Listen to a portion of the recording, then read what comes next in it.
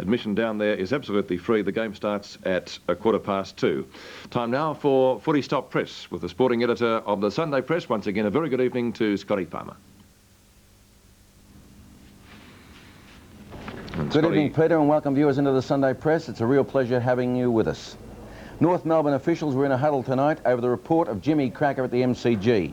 The Brownlow medal hope was booked for allegedly kicking Demon Alan Jarrett in the first quarter. The Kangaroos couldn't comment for fear of being fined tonight.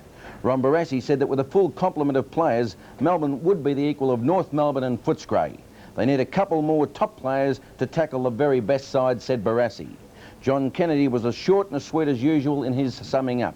I wouldn't say the wheels have fallen off, but they're a bit creaky, said Kennedy.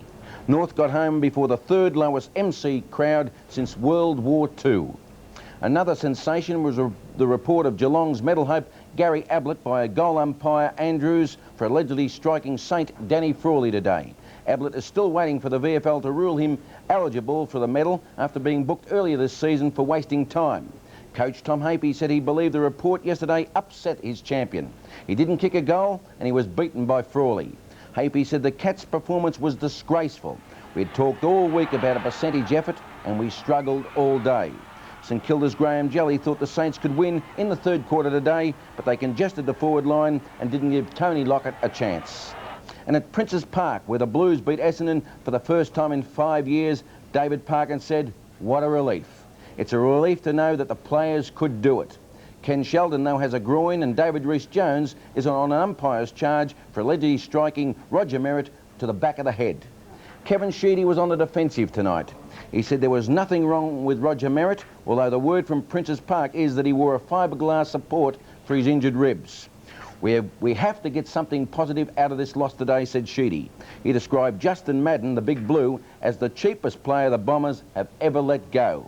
But Sheedy said he hopes to have Terry Danaher, Brian Wood and Simon Madden all back next week. Alan Jeans talked about Hawthorn's form being exposed in that night premiership match. 2 hard games on the big Waverley ground in 5 days had tired some of them, and wasted opportunities early in the match had affected the game. But he was pleased with the way the Hawks finished off in the last quarter against Fitzroy. Michael Tuck, who carried a bit of a knee today, started on the bench for the first time in 12 years. Lester Smith has a bruised shoulder and DiPierre Domenico a cork thigh. Fitzroy's Robert Wall said the worst part of the game was the way in which Fitzroy was overrun in that last quarter. He said the Lions' skills were poor and have been for 4 weeks. Grant Thomas of the Lions has a shoulder injury. Swans coach John Northey just wishes his club knew where it was going and who was going to buy it. He said after the game that some players with housing commitments in Sydney were wondering about their future, and it's no way to go into a game of football, he said. The Swans lost, but Footscray coach Mickey Malthouse said, "You have to take your hats off to them. We only wrapped it up in the last quarter." Bob Rose knows it, and so does the football world. Carlton has made it hard for the Magpies now to make the 5, said Rosie. Quote, "We just have to keep on winning," he said. "We played poorly but persisted." Richmond's Paul Sproul estimated that the Tigers had 75% of the play today but couldn't get the result on the scoreboard, despite 8 goals by Michael Roach. "We couldn't really be disappointed," said Sproul, "although I told the team that if we won every match, we could still have a chance of making the 5. Former Magpie PHILLIP Walsh copped a dislocated shoulder and some close attention from the Magpies and the supporters, and he won't play for the Tigers for the rest of the season, Peter. So in football today, ciao.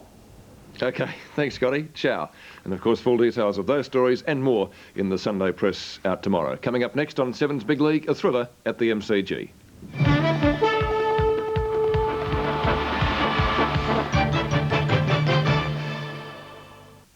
Most people call it paradise. I just call it home.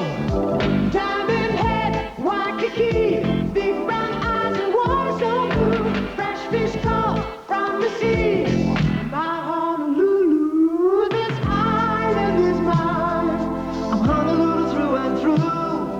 But my kind of beer just isn't made here. Foster's Lager.